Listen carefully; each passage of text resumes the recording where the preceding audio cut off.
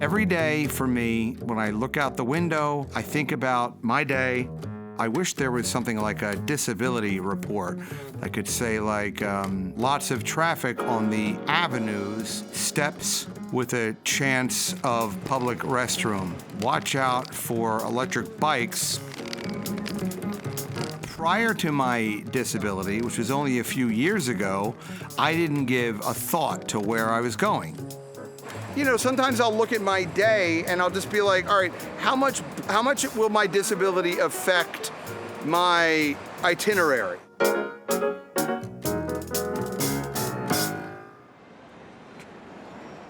Before I lost my vision, the city was easy to navigate. If there was construction on the sidewalk, I would merely walk around, no big deal. If I was on the subway and I missed my stop, I would just get off and I would go and wait for another train. It wasn't brain surgery. If you're able-bodied, you don't notice all the obstacles, and you certainly don't notice the support mechanisms that people who are disabled need. When you're disabled, you feel like you are invisible. And even worse, you feel like you are a burden on other people, almost even a public nuisance.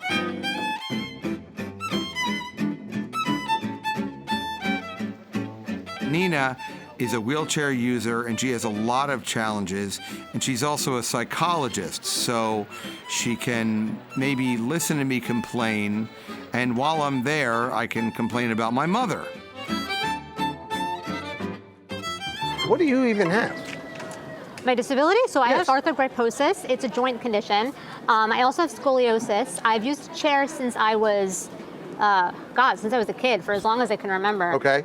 About 2 months ago, I was at an Upper West Side supermarket. So I go up there and I have my stuff and I'm putting it up and I'm sort of making a little bit of small talk. I had a credit card to use and I put it in the wrong way. Well, I guess the way that I did it, somehow, I don't know, maybe because I have a plate on my head or something, I like fried the computer. So they had to reboot it and they had to call the manager over. And I didn't have the stick out, I'm not wearing my glasses, so by all intents and purposes, I just look like an aging swimsuit model. Now I'm like trying to explain to this woman who's just kind of not having it. And I was like, look, I said, I'm sorry. I said, I'm actually really blind. And she goes, oh yeah, me too. And I was like, immediately, I was like, ugh. I leave, I'm like, fuming on the way home. I go home, my wife is there, the kids are there. I like put the stuff down. My wife's like, you okay? I'm like, I'll be right back. And I have like 3 of those orange and white sticks. And I go back to Zabar's with an extra stick. And I walk in and she's there. And I go, hey, I said, remember I'm the guy that with the card and the machine went like that. And I said I was blind. And I said, I actually use one of these. And my voice was like shaking. I was angry. I was frustrated. I was embarrassed. Yeah. And so I took the stick and I unfolded the whole stick and I slammed it down on the thing. And I said, here, if you're really blind, you can have one of these fucking things. And I slammed it down. And she was like, I don't want it. I said, no. No, you're blind apparently. I'll see you at the next meeting. And then I walked out, and the greatest thing, I walked out the entrance only. So I hit the door. I just got home. I know. I got home and I said, has that happened to you before? Number 2, have you dealt with it? What do you do? Of course. I mean, that experience of anger and embarrassment and rage is so normal. And I think what a lot of disabled people, what we carry with us is this sense of guilt and shame for just kind of existing, right? For having to put our needs out there and not have it be met with empathy or in a way where it's matched, right? And kind of accepted, but kind of thrown back into our face like it was with that woman, right? Claiming that, oh, me too. I mean, that's so condescending and it misses the mark and it's so rude. And I think a lot of times we're expected to be nice and poised, and this image of the good disabled person that is so strong and kind. Nina makes a really good point. There's a way that the able-bodied world says, okay, this is the world that we have created. You're disabled, fit into our world, even though it wasn't like we made ourselves disabled. I mean... Did I just walk into traffic? A little bit. Jesus Christ, Arnold. The world needs to become more accessible, even accessible for people that don't realize it needs to be more accessible. We are human beings. What are we? Animals? Are we not men? Here we are in what can only be described as an inhospitable train entrance for someone who is visually impaired. I would draw your attention to the fact there is no contrasting tape. Contrasting tape is really helpful. Why? Well, because it's contrasting. So this is all, to me, it looks like just a giant bleh.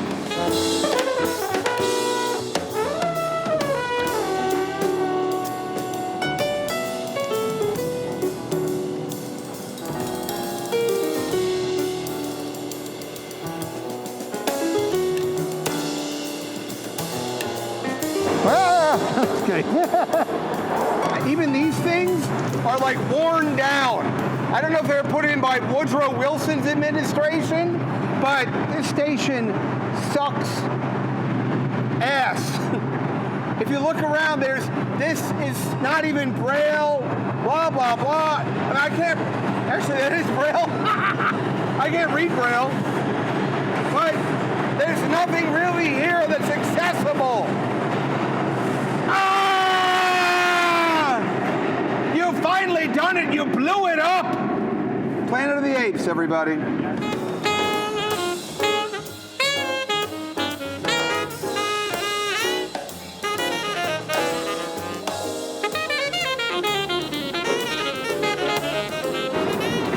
Let's see if we hear the announce the station. Wait for it. Wait. How are you supposed to know? A little bit. Okay. So, I get it. Now, when they built the subway in New York City, disability meant you couldn't grow a handlebar mustache. But these days, disability means something a lot different.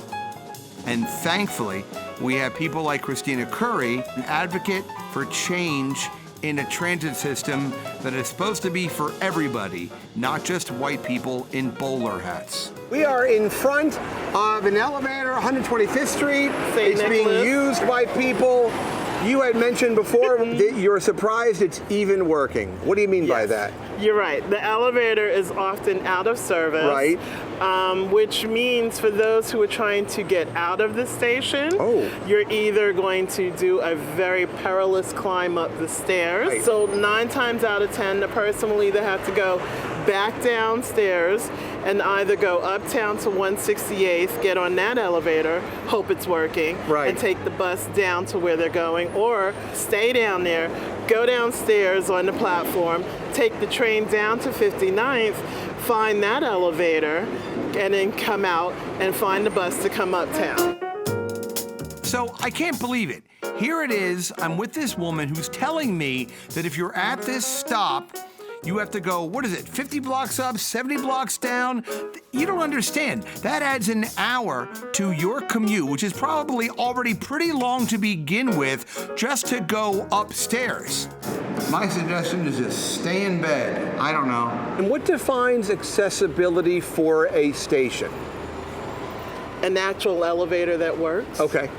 75% of MTA, the subways, are not accessible. Okay. Which means that the majority of disabled people can't get to where they're going. But we have 3 ongoing class action suits that we're involved in with the MTA. Okay. And the whole point of it is not because we're anti-MTA. What we're saying is make it accessible for all. Right. It's a win-win. If you're accessible for the disabled, you're now accessible for seniors. You're accessible for the tourists who expect New York City to be on top of everything. I understand that bureaucracy inherently takes a long time. I mean, we have a term for it, red tape. But, I mean, why is it taking so long to do this? They've built 4 Starbucks in my neighborhood since yesterday.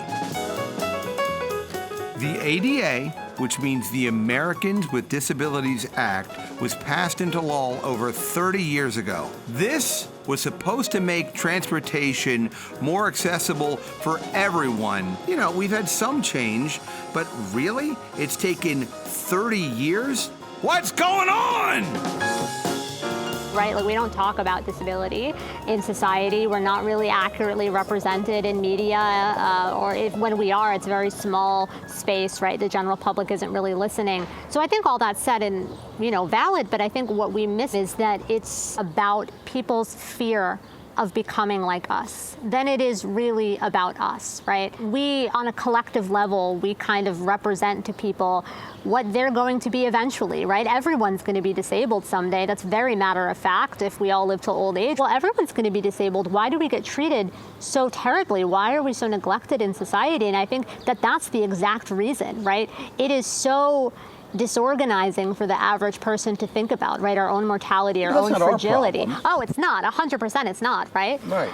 Yeah, but the issue is that it gets projected onto us, right? We become the containers for kind of all of people's uncomfortable feelings about disability, and we carry that with us. That stays with us, we that's a heavy... No, they dump their shit on us, and then we have to sort of process our own stuff and their stuff, and then they get to walk away and whatever, and I'm stuck with some mangoes I didn't mean to buy. Right. Yeah. Right. Exactly.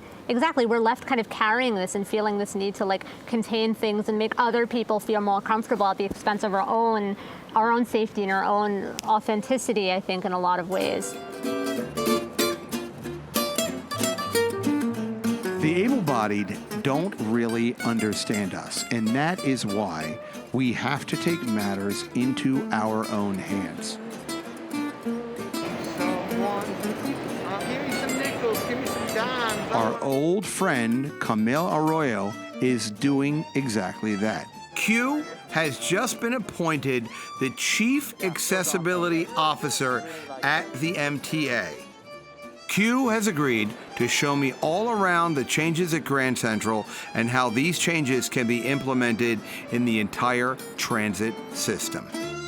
So the developers at One Vanderbilt Place, which is a brand new development that's within 50 feet of Grand Central, which is, public, they were required to put in accessible elevators and, make it more accessible just by virtue of sharing the same space as Grand Central, which is great because we finally put the screws to those corporate fat cats. Ha ha! I'm new to this, community, for lack of a better term, but you get so used to things being shitty, you know what I mean? The railroad's really doing some awesome things. The goal is really there to be no distinction between an able-bodied person's experience in the railroad than a non-disabled person experience.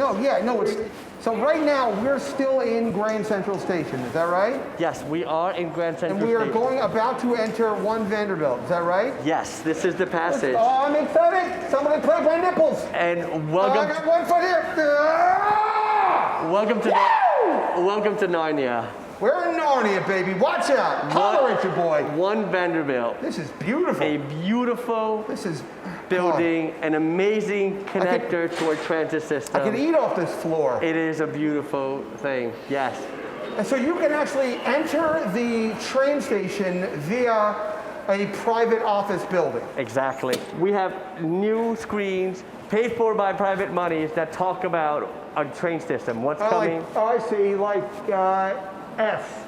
Okay. The shuttle into Times Square in 3 minutes. Right.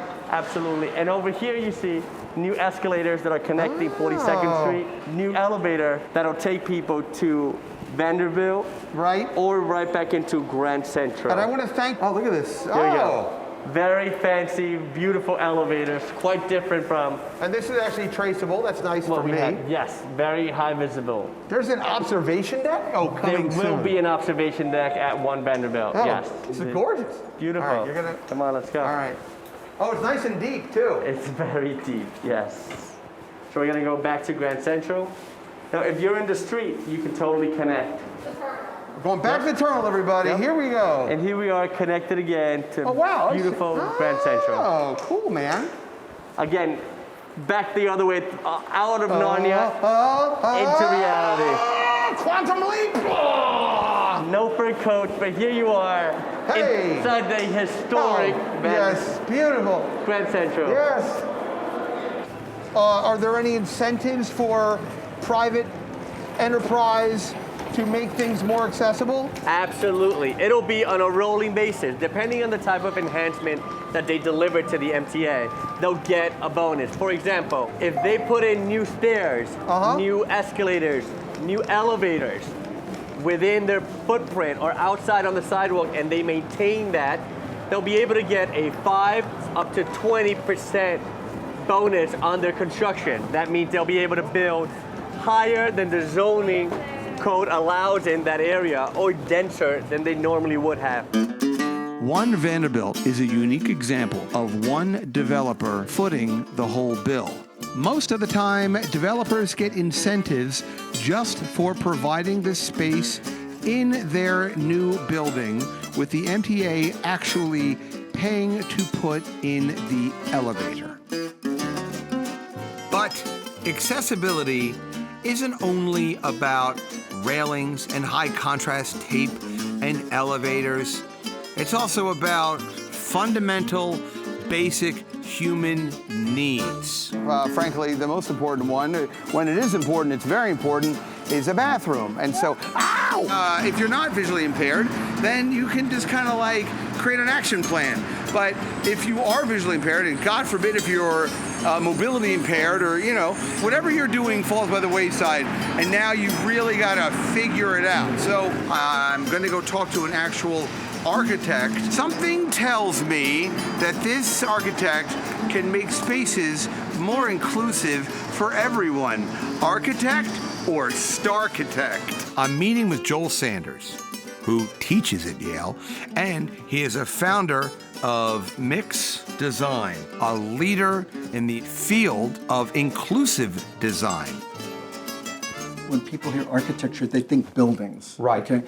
But what I'm interested in is the way in which the sum total of the designed environment at different scales, from the scale of a sidewalk, a public space, to a piece of furniture or a park bench. Inclusive design would be to make sure that all of those elements of the designed environment meet the diverse, overlapping, but often different needs of what I call non-compliant bodies. Okay? People of different ages, faiths, religions, genders, and abilities that have fallen out of the cultural mainstream, and that I would argue, in a very critical way, that the discipline of architecture has overlooked, in the same way that our society has overlooked those needs. With my vision, I can't see in front of me, and there have been many instances where that has manifested itself in horrific embarrassment. I was in the area around Bloomingdale's, and I had to use the restroom. And I walk in, and a lot of times, if I see a urinal, okay, then a men's room, unless I'm in some sort of experimental Danish women's urinal facility, which I'm okay with. I come out of this stall, and there are two women washing their hands, and a woman screamed. And I said, oh my gosh, am I in the women's room? And the other woman was like, yes. And because I was so comfortable about it, I guess, so I was so horrified, I ran out and I ended up washing my hands next door. So how have you designed bathrooms? Like, I know you've heard this before in your life, walk me through a bathroom. Our first initiative at Mixed Design was to come up with prototypes that eliminate the binary bathroom, eliminate sex-segregated restrooms, and we feel meet the needs of a whole spectrum of different people, including yours. Okay. So what we're recommending is a desegregated multi-stall solution.